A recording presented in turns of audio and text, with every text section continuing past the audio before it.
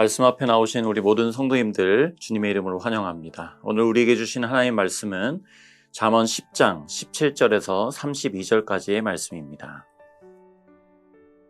훈계를 지키는 사람은 생명의 길에 이르지만 책망을 저버리는 사람은 잘못된 길로 들어선다. 미움을 감추는 사람은 거짓말하는 사람이요 남을 중상하는 사람은 미련한 사람이다. 말이 많으면 허물을 면하기 어려우나 입을 조심하는 사람은 지혜가 있다. 의인의 혀는 순수한 은과 같지만 악인의 마음은 아무 가치가 없다. 의인의 입술은 많은 사람을 먹여 살리지만 어리석은 사람은 생각 없이 살다가 죽는다. 주님께서 복을 주셔서 부유하게 되는 것인데 절대로 근심을 곁들여 주지 않는다. 미련한 사람은 나쁜 일을 저지르는 데서 낙을 누리지만 명철한 사람은 지혜에서 낙을 누린다. 악인에게는 두려워하는 일이 닥쳐오지만 의인에게는 바라는 일이 이루어진다. 회오리 바람이 지나가면 악인은 없어져도 의인은 영원한 기초처럼 꼼짝하지 않는다. 게으른 사람은 부리는 사람에게 이에 초 같고 눈의 연기 같다. 주님을 경외하면 장수를 누리지만 악인의 수명은 짧아진다. 의인의 희망은 기쁨을 거두지만 악인의 희망은 끊어진다. 주님의 도가 정직한 사람에게는 힘이 되지만 악행을 하는 사람에게는 멸망이 된다. 의인은 영원히 흔들리지 않지만 악인은 땅에서 배겨내지 못한다. 의인의 입에서는 지혜가 나오지만 거짓말하는 혀는 잘릴 것이다. 의인의 입술은 남을 기쁘게 하는 말이 무엇인지 알지만 악인의 입은 거짓을 말할 뿐이다. 아멘. 오늘 본문에서는 말, 언어 생활에 대해서 다루고 있습니다. 말이 곧 그 사람입니다. 말하는 것이 곧 그 사람의 성품, 가치관, 믿음까지 드러내줍니다. 야고보서를 보면 말을 배를 조종하는 키로 비유를 합니다. 거대한 배도 작은 키로 조종이 되고 그 키가 향하는 방향대로 항해를 하듯이 내가 지금 쓰는 말 단어 하나하나가 인생의 방향을 결정합니다. 출애굽기에도 보면 하나님이 우리가 하는 말을 얼마나 중요하게 생각하시는지 말씀하시는데요. 너희 말이 내 귀에 들린 대로 내가 너희에게 행하겠다고 하십니다. 평소 나의 언어가 이토록 중요합니다. 오늘 본문 전반적으로 흐르는 이 말에 관한 교훈도 이것입니다. 말은 적을수록 좋다. 우리가 어떤 사람과 관계를 맺기 위해서는 의사소통이 필요하죠. 의사소통은 꼭 말을 통해서만 하지는 않습니다. 우리 표정으로도 할 수 있고 손짓이나 고개를 끄덕임으로 때로는 침묵으로 다양한 방식으로 의사를 주고받을 수 있습니다. 그 중에서도 잠언에서는 말을 많이 하는 것과 대조적으로 상대방의 말을 경청하는 것이 지혜의 표식이자 수단이라고 말씀을 합니다. 어제 살펴본 본문에서 8절에 마음이 지혜로운 사람은 명령을 받아들이지만 입을 어리석게 놀리는 사람은 멸망한다. 오늘 본문의 17절 말씀도 같은 맥락입니다. 훈계를 지키는 사람은 생명의 길에 이르지만 책망을 저버리는 사람은 잘못된 길로 간다. 자, 여러분, 훈계라는 것은 받는 사람 입장에서 늘 기쁘지만은 않은 것입니다. 불편한 경우가 많습니다. 왜냐하면 우리 안에 내재된 죄의 특성 때문이죠. 죄는 자기 중심성입니다. 자기에게로 구부러진 마음이 죄의 특징인데 그 구부러진 것을 펴는 말씀이 바로 훈계입니다. 그 훈계를 지키기 위해서 가장 먼저 필요한 것이 그 훈계하는 말씀을 경청하는 것입니다. 여러분 잘 아시다시피 사사기는 영적인 암흑기였습니다. 왜 그 암흑기가 찾아왔습니까? 하나님과의 소통이 끊어졌습니다. 모든 역사와 인생의 어려움은 하나님과의 소통이 끊길 때 일어납니다. 그런 사사시대 가운데 한 줄기 빛이 비추었던 계기가 무엇이었죠? 하나님이 사무엘을 부르시고 사무엘이 그 귀한 반응을 드러내죠. 주님 말씀하십시오. 주의 종이 듣겠습니다. 경청함으로 죽음의 땅에 생명의 빛이 임하기 시작합니다.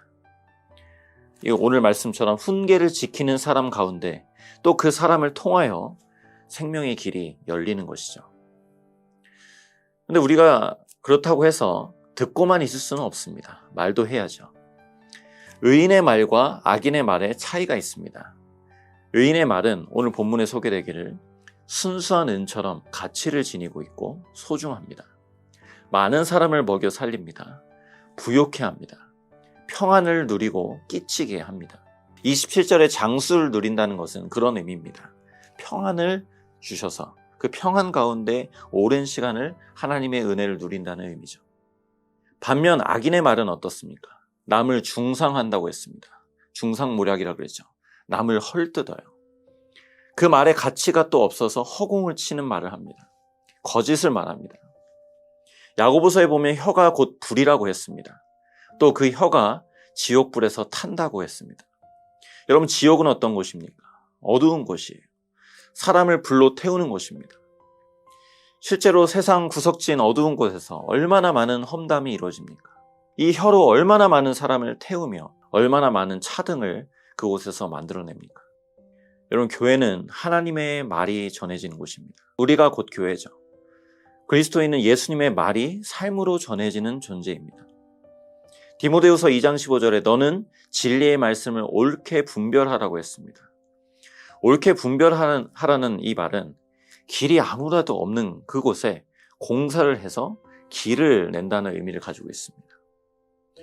여러분, 길을 한번 내면 수많은 사람들이 그 길을 오고 가면서 유익을 누립니다. 그러니까 우리는 모두 살면서 이 말을 함으로 인하여서 길을 내고 있습니다. 그 길이, 그 말들이 이웃을 죽이는 것이 아니라 살리는 생명의 언어가 되기를 소원합니다. 우리는 이 언어를 훈련해야 됩니다. 긍정적인 말을 하고요. 세워주고 사랑하고 하나 되게 하는 말을 훈련해야 됩니다. 나아가서 보다 중요한 것은 이 드러나는 말보다 그 말을 만들어내는 마음입니다. 누가복음 6장 45절에 선한 사람은 그 마음속에 갈무리 해놓은 선더미에서 선한 것을 내고 악한 사람은 그 마음속에 갈무리 해놓은 악더미에서 악한 것을 낸다. 마음에 가득 찬 것을 입으로 말하는 법이다. 여러분, 우리의 마음과 영혼은 보이지 않습니다. 대신 내가 사용하는 언어와 말을 통해서 내 마음이 지금 어떠한가를 알 수 있습니다. 성도 여러분, 최근 성도님들께서 많이 사용하시는 언어는 무엇입니까? 어떤 언어들이 입을 통해서 나오고 계십니까? 우리가 아무리 말을 조심하려고 해도 내 말을 컨트롤하려고 해도 그것이 마음과 반대되는 것을 우리가 말한다는 것은 정말 어려운 일입니다.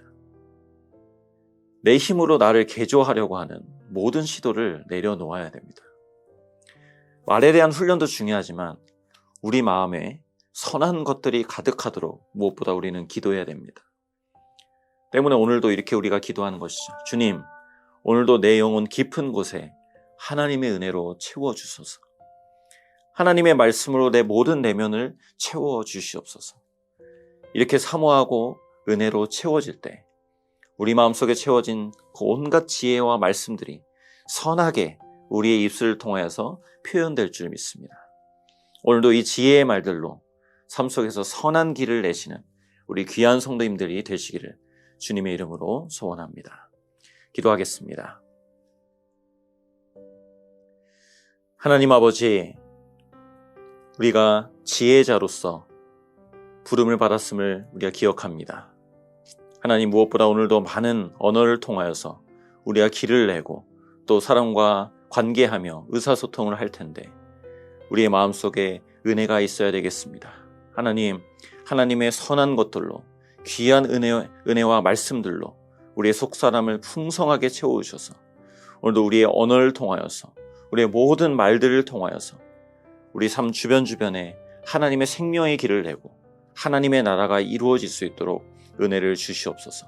살려내는 생명의 말이 가득하고 또 긍정적인 말로서 정말 무너졌던 자들이 다시 한번 우리 힘을 통하여서 우리의 말을 통하여서 하나님을 보게 하는 그런 귀한 통로로서 저희가 쓰임받게 하여 주시옵소서.